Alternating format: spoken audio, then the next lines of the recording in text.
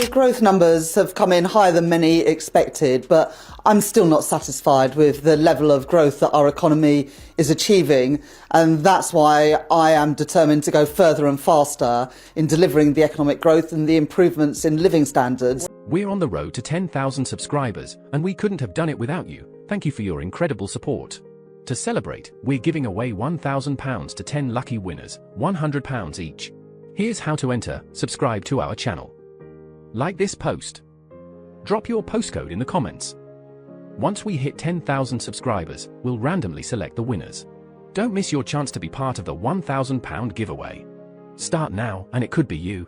What you voted for at the moment. We'll come on to some of these issues. Well, some of the things, Andrew, we're actually going to go further than the government. So, for example, cutting benefits for young people who don't sign up for training. The government haven't introduced that. For example, saying that the richest pensioners shouldn't get winter fuel allowance. That's something that the government haven't signed up to. So those are two cuts that you would get under Labour that this government haven't signed up for. 100 million on the winter fuel allowance, 65 million pounds on the on youth allowance.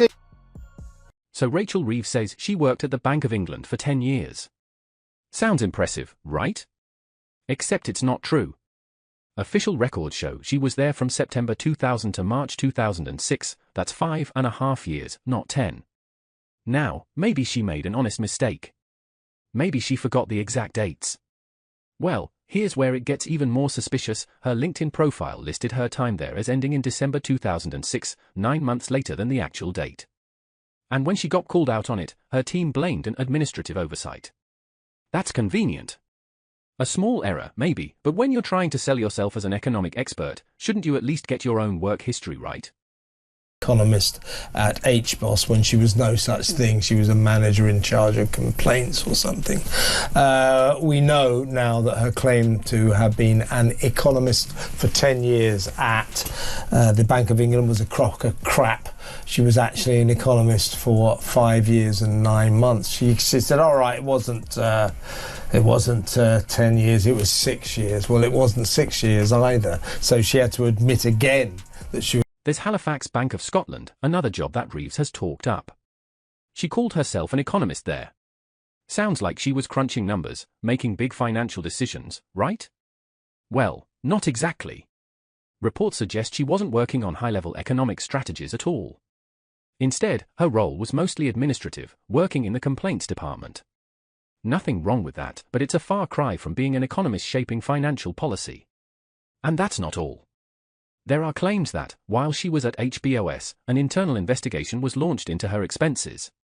Now, Reeves says she had no idea about any probe, but the fact that this question is even being asked. It's not a great look. The economic figures today show we're all getting poorer again, and we're led by the most incompetent Chancellor in history, Rachel Reeves. And there are some very big questions. She said she worked for 10 years at the Bank of England, turns out it was 5.5. Said she was an economist at the Bank of England, turns out she was in customer service. And on expenses, well, she had very big problems when she worked for a bank, and as a Member of Parliament, had a credit card taken away. So, here's the question. Will the real Rachel Reeves please stand up? Please. Put it all together, and you have someone who has stretched the truth about her career, a chancellor who misrepresents her own experience while telling the country she knows how to handle its economy. And yet, she's not the only one in Labour raising eyebrows. Just wait until we talk about how her own colleagues don't even trust the team running the country. Andrew Neil doesn't let politicians off easy. He asks the tough questions, the kind that make people squirm. And Rachel Reeves? She's been in his crosshairs more than once. Serious. When she was at HBOS, 2006 to 2009, where, as I say, she says she was an economist, but she wasn't. She was a sort of complaints manager or something. Anyway, the allegation is she left under a cloud amid a big investigation into her and 2 other managers funding what was called a lifestyle, a luxury lifestyle, on the back of their company expense accounts, buying gifts for each other, wine, jewellery, dinners, taxis, you name it.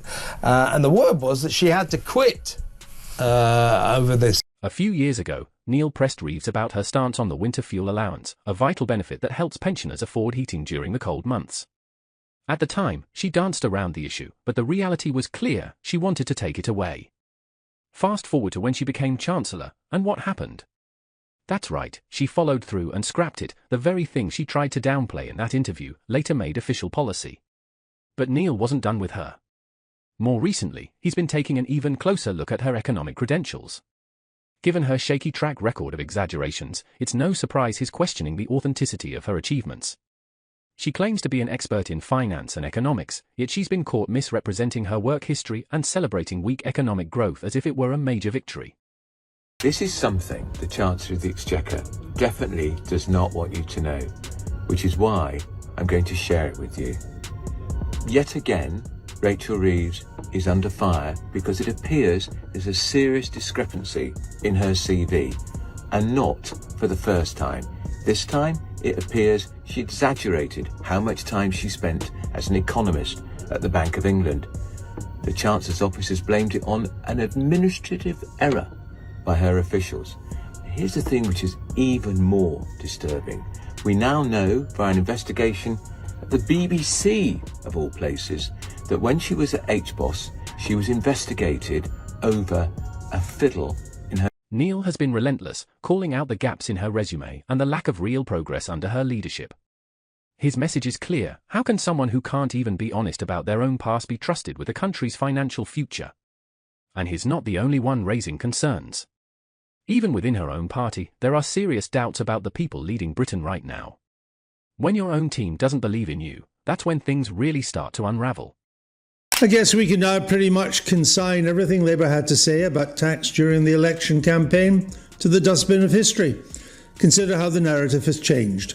Before the election, we were assured that all Labour spending plans were fully costed and that there was no need for taxes to rise.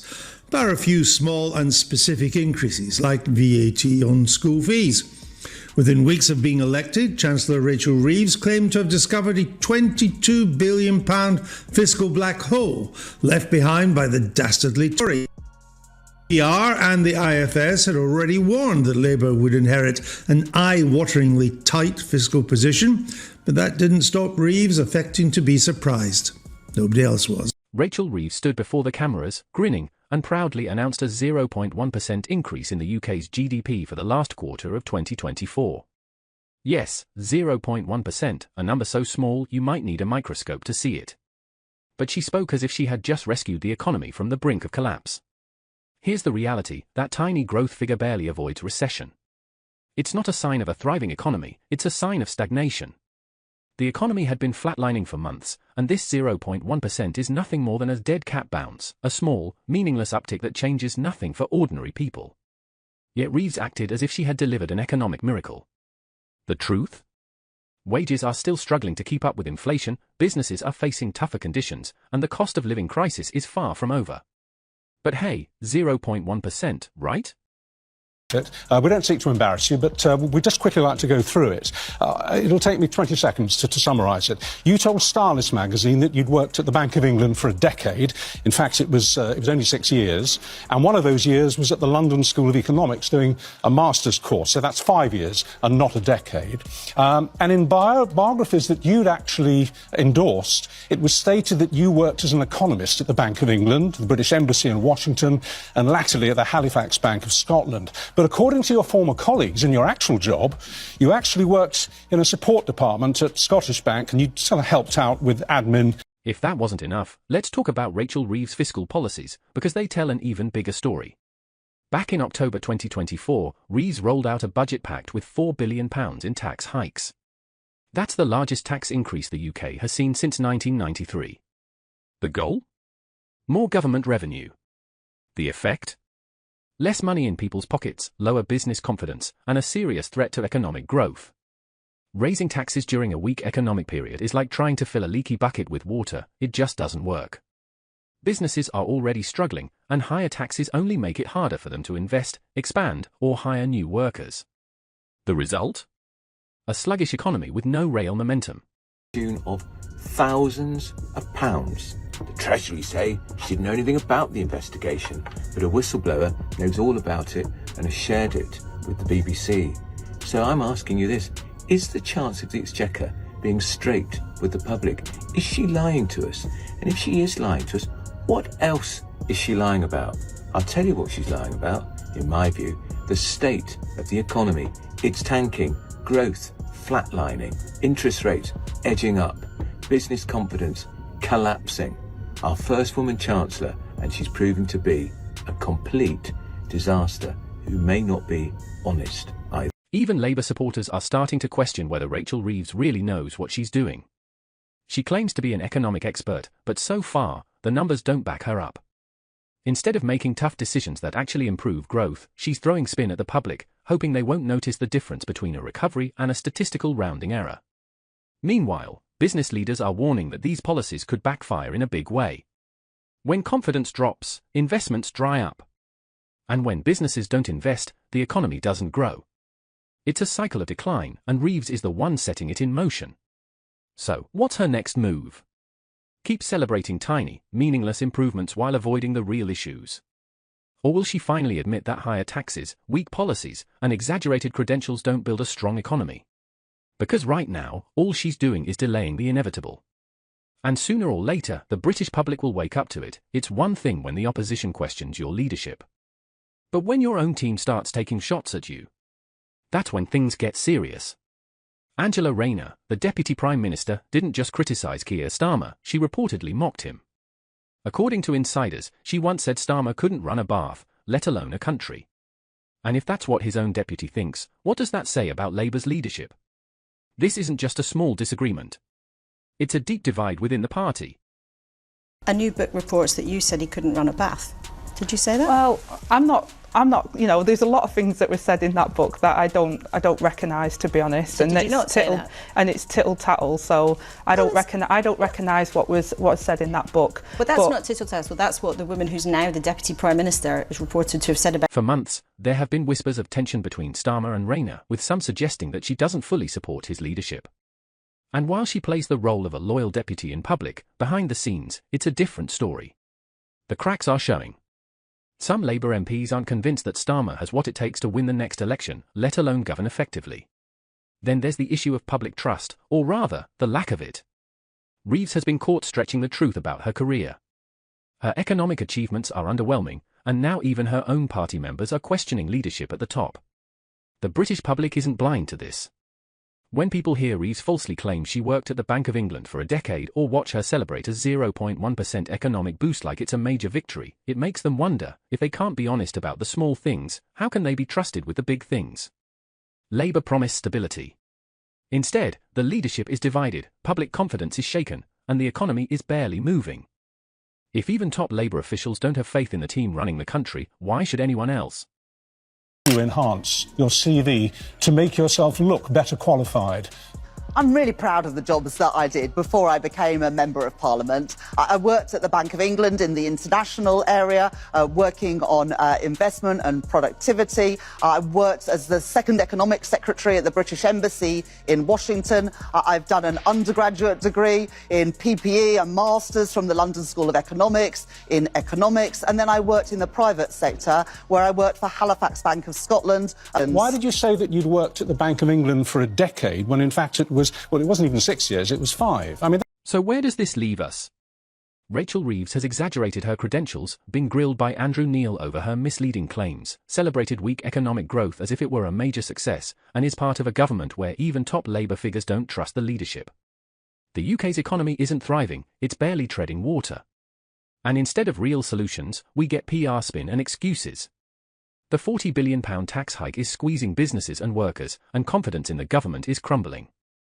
Meanwhile, Labour's own deputy leader is throwing shade at the Prime Minister, exposing just how divided and dysfunctional the party really is.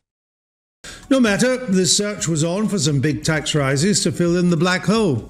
But it didn't stop there, because now the talk is of tax rises and spending cuts totalling £40 billion, with tax rises doing the heavy lifting at £35 billion, it said, out of the 40 billion. And here's the question, how much longer can this go on?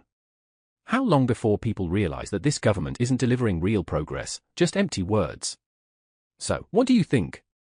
Does this sound like leadership that can turn the country around, or just more of the same failures? If you enjoyed, leave a like and subscribe to our channel. You can watch more videos from us here.